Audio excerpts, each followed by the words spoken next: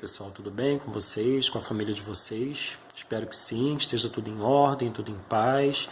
Vamos dar sequência aqui, né, às nossas aulas, os nossos conteúdos. Hoje a gente vai dar uma olhadinha em concordância verbal, nós vamos fazer uso do livro. Peço a vocês que estejam com o livro em mãos e vou pedir a vocês para colocarem na página 426. Como eu havia dito, nós vamos falar de concordância verbal e lá na página 426, se for necessário, até vocês se organizarem, se localizarem, enfim, faz uma pausa no vídeo para a gente poder continuar. Na página 426, a gente tem lá em cima, no tópico 3, assim, estudo de língua, princípios da concordância verbal. Nós vamos olhar abaixo dessa tabela que está aí nessa página. Abaixo da tabela, nós temos, depois daquele tópico ali que vem escrito por que o verbo perceber, depois disso vem um parágrafo que começa assim. Como você observou, nós vamos olhar este parágrafo. Então, peguem uma caneta marca-texto, uma caneta colorida, um lápis, enfim, porque eu vou precisar que vocês façam algumas marcações a partir de agora, certo? Então, vamos lá. Como você observou nas orações acima, a regra geral, então é a partir disso que a gente vai trabalhar. Regra geral de concordância verbal. A regra geral determina que o verbo deve concordar com o sujeito a que se refere, em pessoa, primeira, segunda e terceira, e em número, plural e singular. Por gentileza, sublinhem tudo isso daí. A regra geral determina que o verbo deve concordar com o sujeito a que se refere.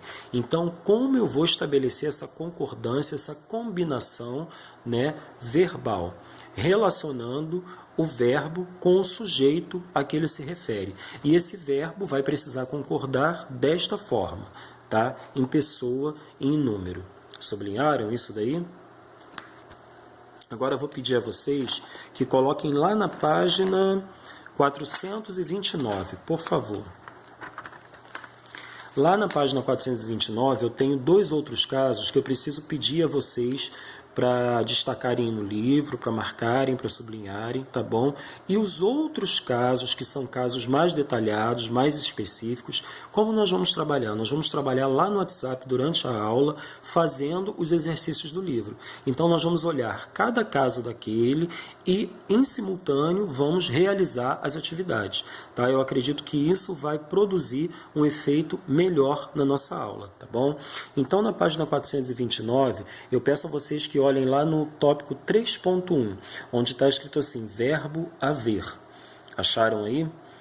Lá no verbo haver, como a gente concorda esse verbo? O verbo haver será considerado impessoal quando for empregado como sinônimo de existir e quando exprimir tempo. Então, quando eu tiver o verbo haver com esse valor, com esse sentido, de existir, ou quando ele tiver tendo valor de tempo, eu tenho dois casos aí, duas possibilidades para fazer a concordância desse verbo. Vamos olhar os exemplos aí. Primeiro, haverá punições para quem praticar o bullying.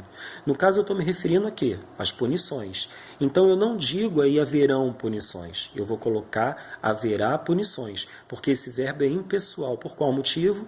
Porque ele tem valor de existir, Então, neste caso aí, embora eu tenha punições no plural, o verbo se manterá no singular, tá bom? No caso de baixo, ele deixou de acreditar em si há muitos anos. Esse há é o tempo, que se refere aos anos, pelos quais aí ele passou e deixou de acreditar em si mesmo. Então, esse há, com sentido de tempo, ele continua, ele permanece no singular. Tá bom?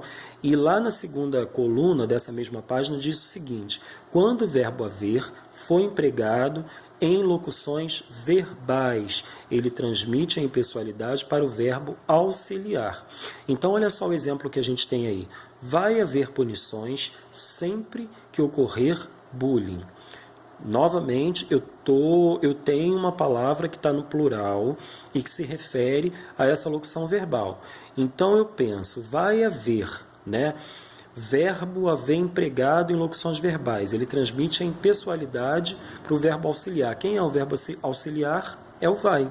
Então, eu não posso dizer vão haver punições. Eu tenho que manter esse vai no singular, tá bom? Porque essa impessoalidade ele passa para o verbo auxiliar, que nesse caso é o vai. Tá bom? Então ele se mantém no singular. Esses são os casos aí que eu acho que a gente precisa estar muito atento, né, para poder caminhar com esse conteúdo, com esse tema. E no item 3.2, só para a gente finalizar, tem o verbo fazer. Junto comigo, vou pedir a vocês para destacarem também. O verbo fazer é impessoal quando indica tempo transcorrido ou a transcorrer. Portanto, deverá permanecer sempre no singular. Sublinhem isso, por gentileza. Vamos olhar aí os dois exemplos. Hoje faz 2 semanas. Eu estou me referindo a 2 semanas.